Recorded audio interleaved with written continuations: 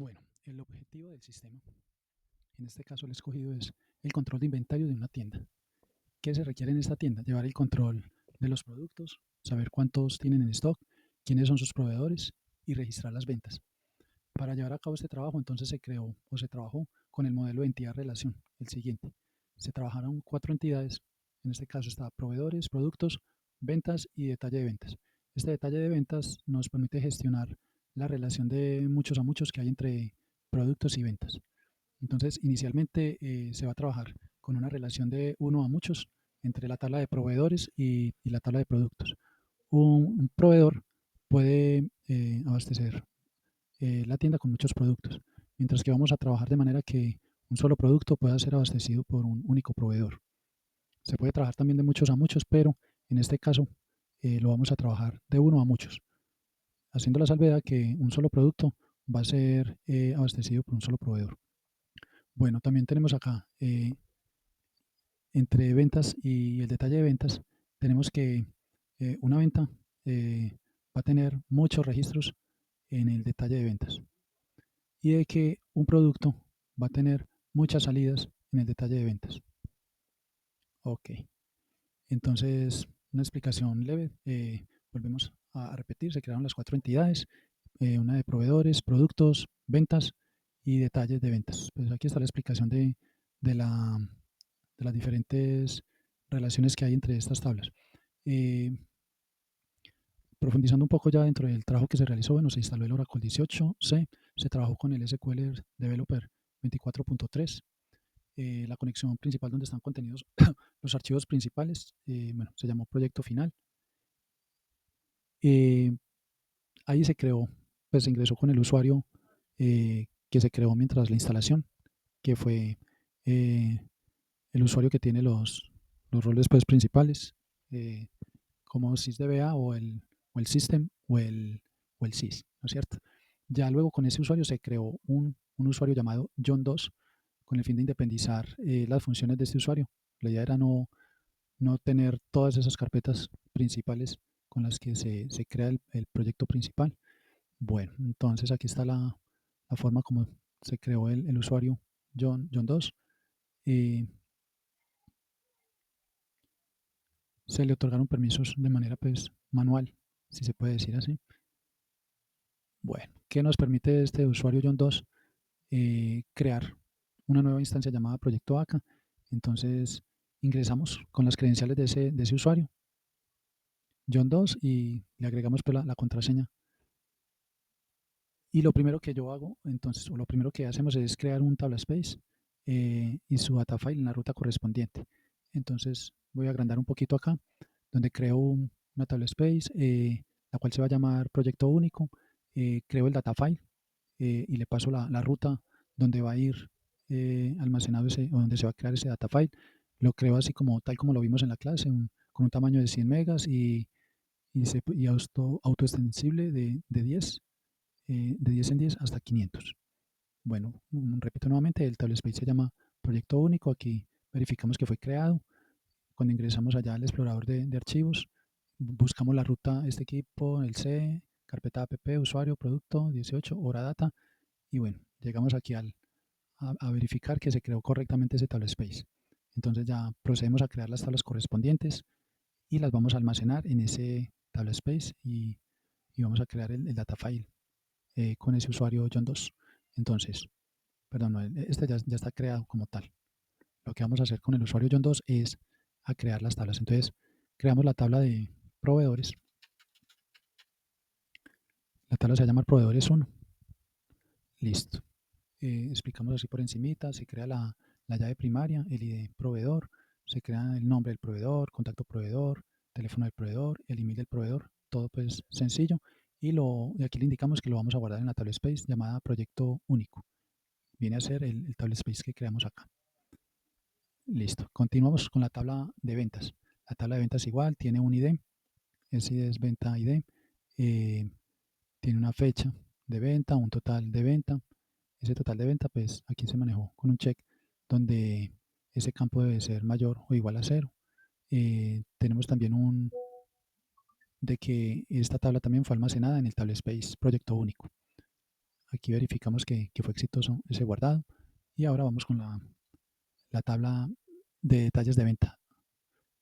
También todos con el 1 al final.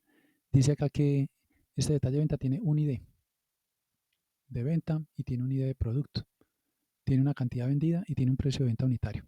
Tiene una llave primaria que está conformada por esos dos IDs iniciales. Y cada uno de esos IDs, de igual forma, son llaves foráneas eh, porque son llaves primarias en tabla de ventas y en la tabla de productos. Entonces la traemos a esta tabla donde van a ser llaves foráneas. Bueno, cuando creamos aquí las llaves foráneas, le damos el nombre a la restricción para que quede más descriptivo. En este caso, la llave foránea contiene, o ese nombre contiene el nombre de la tabla y de dónde viene, de productos. Y en este caso contiene el nombre de la tabla donde se está creando la llave foránea y también la tabla ventas 1, que es de donde viene esta otra llave foránea. Listo.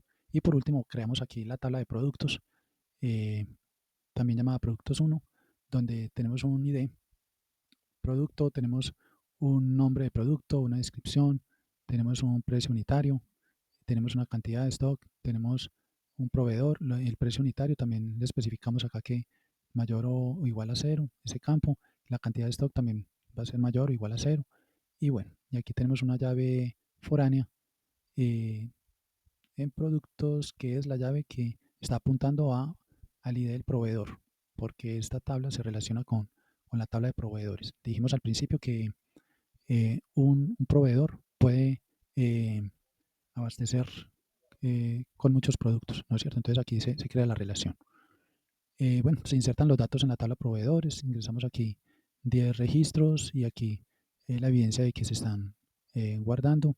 Aquí en la tabla de productos también ingresamos 10 registros y la evidencia de que se están guardando. Aquí también ingresamos 10 registros en la tabla de, de detalle de ventas 1, también la evidencia de que se están guardando. Lo mismo en tabla de ventas 1, 10 registros con la evidencia de que se están guardando. Y ya luego hacemos un select de cada una de las tablas de la forma como se presenta a la vista cuando hacemos la consulta en tabla de proveedores. Esta es la tabla, esta es la consulta también, el select de todos los campos, todas las columnas de esta tabla. Tenemos también eh, la consulta de la tabla de detalle de ventas 1. Este viene a ser la consulta como tal y la consulta en la tabla de ventas 1. También aquí tenemos pues que de manera exitosa se insertaron todos los registros. Entonces, acá realizamos algunas consultas. En esta consulta simplemente seleccionamos todos los productos cuyo precio unitario sea mayor a 100 pesos. Entonces, aquí se crea la consulta como tal y tenemos aquí la condición donde el precio unitario sea mayor a 100, ¿no es cierto? De acuerdo a todos los datos que insertamos, esto fue los datos que nos arrojó. Precio unitario mayor a 100, entonces vemos aquí precio unitario 2050, 149, 129, 110. Seleccionamos el nombre, bueno, segunda consulta, seleccionar el nombre del cliente y la fecha de todas las ventas realizadas el 3 de julio. Entonces aquí realizamos las columnas que queremos que se visualicen del tipo de la tabla de donde vamos a visualizar. Y este viene a ser el dato de fecha que se está pidiendo, que es las ventas realizadas el 3 de julio. ¿Qué nos arroja esta consulta? Que estas dos ventas fueron realizadas el 3 de julio. Y aquí la tenemos. Tenemos un join, pues como para ir agilizando porque ya está muy largo el video. Eh, tenemos el join con las dos tablas que van a interactuar, que es la tabla de productos y la de proveedores. Entonces, ¿qué necesitamos ver en ese join? Datos de el nombre del producto relacionados con el nombre del proveedor. Y aquí lo tenemos, ese join. Tenemos también una consulta agrupada con agrupación, entonces también tenemos interactúan dos tablas, la de productos y la de proveedores. ¿Qué necesitamos ver? El nombre del proveedor relacionado con el total de stock por proveedor. Entonces aquí tenemos la consulta y aquí tenemos el resultado de esta consulta. Tenemos la consulta 7, seleccionar todos los proveedores ordenados alfabéticamente por nombre. Entonces en la consulta se especifica aquí que el nombre del proveedor sea de forma ascendente. ¿Cierto? De forma ascendente, se trabaja solamente en la tabla de proveedores. Y bueno, esta es la consulta que nos arroja. Y como es el nombre del proveedor en forma ascendente, entonces aquí notamos que es la C, la D, la I, va incrementando. en orden alfabético. Y aquí por último seleccionamos los 5 productos más caros mostrando su nombre y precio unitario. Listo. También otra consulta que se realizó. Pues aquí se dice que fue de forma descendente el resultado y que solamente se van a mostrar los primeros 5 registros. No es cierto. Los primeros 5 registros. Y aquí se muestra el precio unitario de forma descendente, o sea, del mayor al menor. Se crea un índice, es una buena práctica darle un nombre al índice. Se le da el nombre de index productos nombre en la tabla de productos, sobre la columna de nombre de producto. Aquí la evidencia de que se creó el índice. Podría ser más rápida con este índice, especialmente, o sea, la consulta podría ser más rápida si la tabla de productos crece mucho. Entonces, para eso son los índices, para dar agilidad en medio de las consultas. Y aquí se creó pues una consulta, sino que aquí tenemos poquitos registros, entonces pues no se va a evidenciar mucho el trabajo de un índice. Tenemos una vista, se creó la vista. Aquí tenemos la evidencia que se creó. Una vez creada se puede consultar como si fuera una tabla normal. Entonces aquí se consulta con el nombre de la vista. Y listo. Y como condición, pues que sea la columna de cliente nombre donde sea Juan Pérez y listo. Y aquí Juan Pérez nos arroja este resultado en esta consulta en esta vista que se acaba de crear. Se crea el procedimiento almacenado. Así para resumirlo, cuando se realiza una compra a un proveedor, se vuelve un producto, podríamos necesitar aumentar el stock, o cuando se vende un producto, disminuirlo. Entonces, realmente este procedimiento lo que nos hizo es aumentar el stock cada vez que se compra la mercancía o disminuirlo cada vez que se vende algo, ¿no es cierto? Entonces, una forma de declarar aquí, digamos, ¿cómo llamarlo? Estamos simulando aumentar el stock del producto con ID número 1 en 10 unidades. Y estamos también disminuyendo el stock del producto ID 2 en 5 unidades. Estos son los comandos que se le pasan. Listo. Verificamos que el procedimiento se actualiza. El procedimiento PLSQL también se termina correctamente. Y cuando realizamos la consulta, comparándolo con la consulta inicial de las tablas, nos damos cuenta que el producto con ID número 1 es el primero. Cantidad de stock 25 aumentó 10. O sea, antes estaba en 15, aumentó 10. Y este segundo, el de ID número 2, disminuyó en 5 gracias a este procedimiento almacenado. Este disminuye en 5 y este aumenta en 10. El trigger, cada vez que se añade un artículo a una venta, el stock de ese producto debe disminuir. Entonces, acá se crea el trigger y se crea el insert. ¿Cuál es el insert? El insert que nos va a permitir añadir el artículo. Aquí añade un artículo entero, esto debe disminuir. Ya, sí. Cada vez que se añade un artículo a una venta, sí. Entonces, ¿qué pasa? Creamos el siguiente insert. Se inserta en la tabla de detalle de ventas este registro. O sea, en pocas palabras, lo que estamos insertando es una venta que se realizó, ¿no es cierto? Una venta que nos va a dar salida. Entonces, automáticamente el trigger actualiza el stock postventa, se dispara y la cantidad de stock del producto con ID número 1 se reducirá en 2. Listo. Este sí no lo muestro como corroborado, pero entonces se sabe o se entiende que el trigger o disparador automáticamente entonces nos reducirá ese stock en 2 unidades.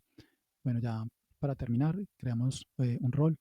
A ese rol creado le asignamos privilegios.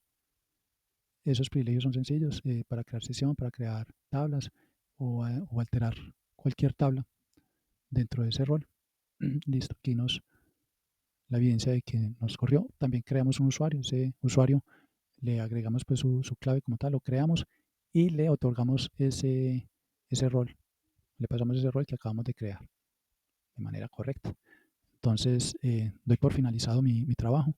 Eh, mm, la idea es, quedaron faltando muchos temas a profundidad para explicar, pero a grandes rasgos es la explicación del proyecto, como dice aquí el título de El control de inventarios de una tienda, llamada electrónica del futuro.